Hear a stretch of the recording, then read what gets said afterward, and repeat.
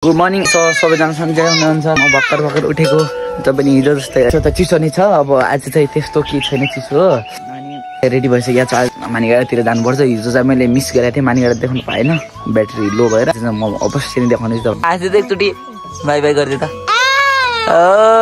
गाईहरु मजा अन्डा फुटाइला छु एन यस्तो भएको यसो कुइएको यो अन्डा चाहिँ अर्को अन्डा ल्याउनु पर्ला कुइएको छ यो गाईहरु यो अन्डा हिजो चाहिँ गिलास छैन भन्नुभएको थियो, त्यो कोदोको रोटीहरू चाहिँ हिजो चाहिँ तपाईँले भन्नुभएको थियो गिलासमा गिलास छैन भन्नुभएको थियो।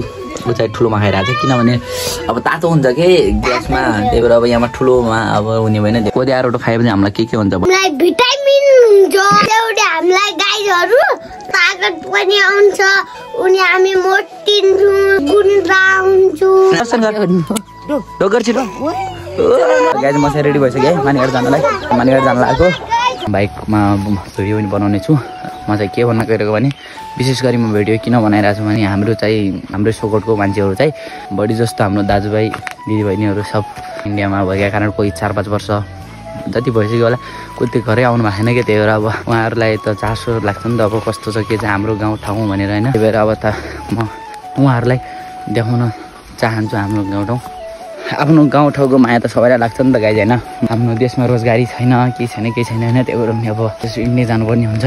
त्यही भएर प्रायः जस्तो हाम्रो इन्डिया नै हुन्छ, बाध्यताले जानुभएको होइन, रडले होइन। त्यही भएर उहाँलाई पनि अब हुन्छ नि त आफ्नो गाउँठाउँ हेर्ने कस्तो छ के छ भनेर होइन। त्यही भएर म जति सक्दो गाउँठाउँ देखाउने प्रयास गर्नेछु गाइज होइन। सबैले साथ सपोर्ट दिनु होला। मर्निङ भ्यू चाहिँ यस्तो छ है हाम्रो गाउँको। बाइक चाहिँ आज लोकेसन चेन्ज रहेछ, यता राखिदिएको रहेछ। हिजो चाहिँ उतानिर थियो, आज चाहिँ यता राखिदिएको छ। टाढो जानुपर्ने हुन्छ, सिट परेको कारण है। सिलगढी छ नि त बाइक, खालि बेकारमा रिस्क लिनु होइन, बिहान त्यही भएर म बिस्तारै गइरहेको छु।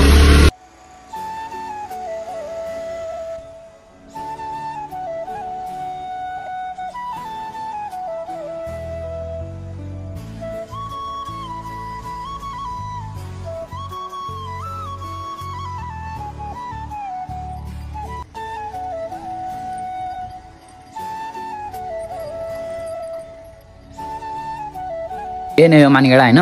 स्पष्ट तरिकाले चाहिँ पुरै आउने गरी चाहिँ म एक दिन भिडियो बनाउने छु। यसको लागि अब कुन ठाउँमा जाउँला, अब पसल खोल्नु पऱ्यो। यही त अनि डेली रुटिन होइन मेरो चाहिँ। आजकल कलेज सलेज छैन नि त आजकल। अब पसल खोलेँ, सार लगाएँ, सबैतिर गरेँ। अहिले चाहिँ समथिङ बिहानको 8-9 बज्नु लाग्यो।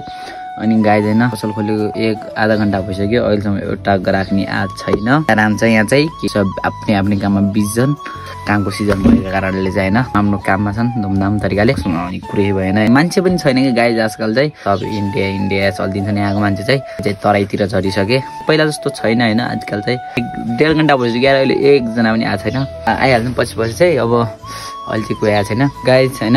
त्यो लङ भिडियो चाहिँ नबनाऊ। अहिले एकजना भाइले चाहिँ हिजो भनेको थियो मलाई होइन, है अहिले बिहानदेखि साँझसम्म भिडियो बनाउनु पऱ्यो भनेर। मैले चाहिँ के भन्यो भन्दाखेरि छोटो मिठो तरिकाले बनाउनु कस्तो होला हुँदैन। अब तपाईँहरूले सबैजनाले भन्नु पऱ्यो होइन, मैले कस्तो भिडियो बनाउँदा राम्रो होला होइन, यत्तिकै भिडियो बनाउँदा राम्रो होला कि लम्ब्याएर बनाउँदा राम्रो होला, सुझाव सल्लाह कमेन्टमा गर्नु होला।